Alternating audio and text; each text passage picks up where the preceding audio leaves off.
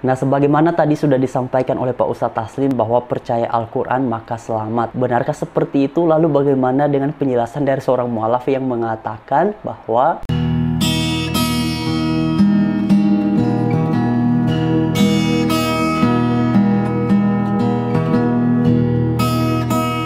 Oke teman-teman, seperti biasa sebelum kita berkomentar lebih lanjut, mari sama-sama kita simak apa yang disampaikan oleh beliau dalam cuplikan video berikut ini. Alladzina atainahumul kitab, ya, orang-orang yang telah kami berikan kitab, Taurat maupun Injil.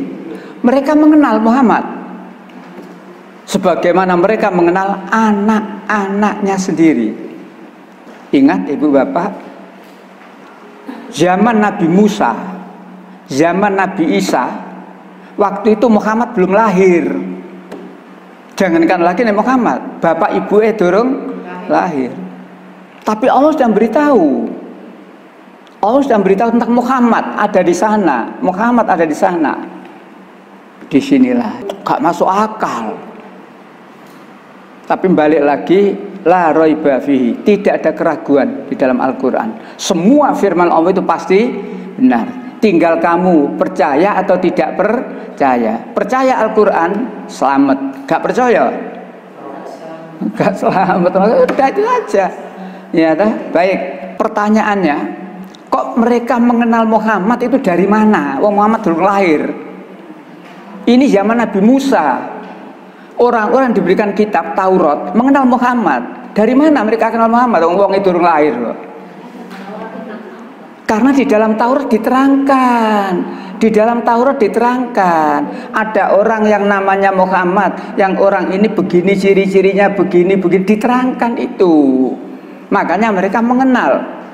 Bahkan ditegaskan di ayat itu, seperti halnya mereka mengenal anak-anaknya sendiri. Sampai di situ. Nabi yang umi. Umi di situ artinya, maksudnya tidak bisa membaca, tidak bisa menulis. Siapa yang dimaksud Nabi yang umi, Nabi yang tidak bisa membaca dan tidak bisa menulis? Nabi Muhammad. Ya, dan Nabi yang umi itu sudah termaktub, sudah tersebut, sudah tertulis di mana? Di dalam Taurat dan juga di dalam Injil.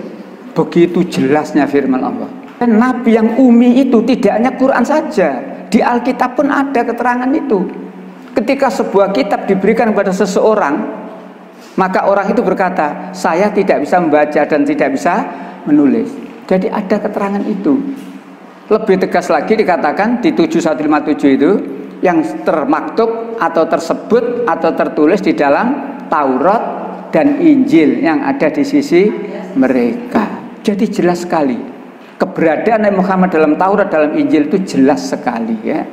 Tinggal mereka mau mengakui atau tidak. Nah teman-teman, itulah cuplikan videonya dan dari beberapa hal yang disampaikan oleh Ustadz Taslim sebagaimana tadi sudah kita simak sama-sama, dan ada satu pernyataannya yang cukup menarik perhatian saya mengenai percaya Al-Quran maka selamat.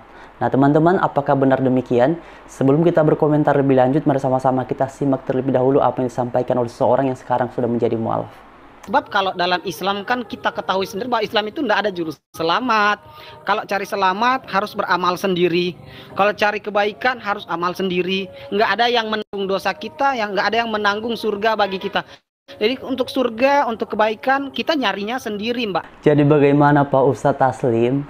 Berdasarkan pernyataan Anda, dia ini kan sekarang sudah menjadi mu'alaf, artinya sudah menganut agama Islam, dan tentu saja karena dia sudah menganut agama Islam, maka dia percaya Al-Quran. Nah, berdasarkan penjelasan Anda, kalau percaya Al-Quran, maka selamat. Tetapi sebagaimana tadi sudah disampaikan, kalau mau selamat ya harus cari sendiri. Kalau cari sendiri, berarti selamat itu tidak dipastikan, tergantung usaha orang tersebut. Nah, kemudian teman-teman, nah ini silakan dijawab oleh Pak Ustadz Taslim ya.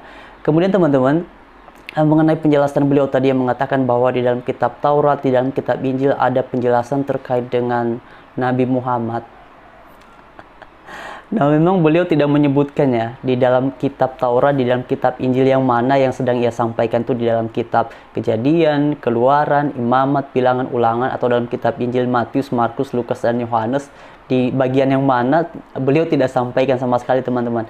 Tetapi yang pasti sebenarnya mengenai argumentasi serupa seperti ini sebagaimana sudah disampaikan oleh beliau, yaitu Pak Ustadz Taslim ini, sebenarnya ini bukan argumentasi yang baru karena ini sudah biasa disampaikannya, diklaim bahwa di dalam Taurat, di dalam kitab Injil ada nubuatan terkait dengan Nabi Muhammad. Tetapi yang pasti, kalau teman-teman membaca Alkitab dari kitab Kejadian sampai kepada kitab Wahyu, bukan hanya di kitab Taurat, bukan hanya di kitab Injil, dari kitab Kejadian sampai pada kitab Wahyu, itu satu kata pun tidak ada yang membicarakan tentang Muhammad dan juga tidak ada yang membicarakan tentang Allah Subhanahu wa Ta'ala sebagaimana yang diyakini di dalam agama Islam. Nggak ada. Itulah sebabnya sebenarnya dalam banyak presentasi, khususnya misalnya di gereja, ada seminar-seminar Kristen, biasanya topik terkait dengan agama Islam itu nggak dibahas karena memang pembahasannya dalam Alkitab tuh nggak ada. Referensinya untuk kita bahas nggak ada di dalam Alkitab. Jadi untuk apa dibahas? Palingan kalau misalnya kita berbicara tentang agama Islam ini, ya ketika menanggapi para mualaf ataupun dalam dialog lintas agama. Seperti itu aja. Nah, apalagi kalau khotbah ya sama sekali nggak ada kaitannya dengan agama Islam.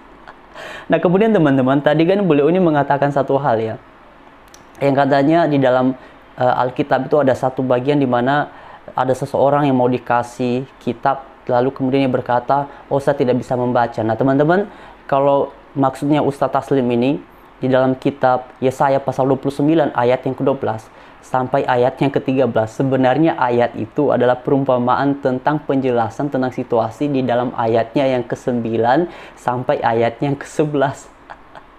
Itu ayat 12-nya bukan tentang nubuatan, tetapi perumpamaan tentang orang yang dibicarakan, kondisi bangsa Israel yang dibicarakan di dalam ayat 9, ayat 10, dan 11.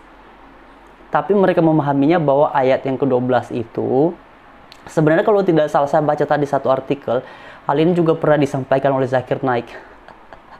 Dia mengira Yesaya 29 ayat yang ke-12 itu berbicara tentang Muhammad, padahal ayat itu perumpamaan tentang situasi yang dijelaskan di dalam ayat yang ke-9, 10, dan 11. Jadi seperti yang saya sampaikan tadi Pak Ustadz Taslim dan kepada kawan-kawan saya yang mungkin menggemari apa yang disampaikan oleh Ustadz Taslim, percayalah dari kitab Kejadian sampai pada kitab Wahyu, tak ada pembicaraan dalam satu kata pun tentang Muhammad ataupun tentang agama Islam. Tidak ada. Kenapa bisa begitu? Ya Allah yang diperkenalkan dalam Alkitab saja dengan Allah yang ada di dalam Al-Quran itu tidak sama. Jadi bagaimana bisa Alkitab mencatat hal yang berkaitan dengan Muhammad? Jadi itu teman-teman. Dan oleh karena itu Pak Ustadz Taslim, terima kasih Anda sudah mempresentasikan ini. Setidaknya dengan Anda menyampaikan hal ini, kami orang-orang Kristen mendapatkan satu stimulus untuk lebih giat lagi mempelajari apa yang menjadi keyakinan kami dalam agama Kristen. Sekian teman-teman, selamat sore, Tuhan Yesus memberkati kita semua. Haleluya, Shalom.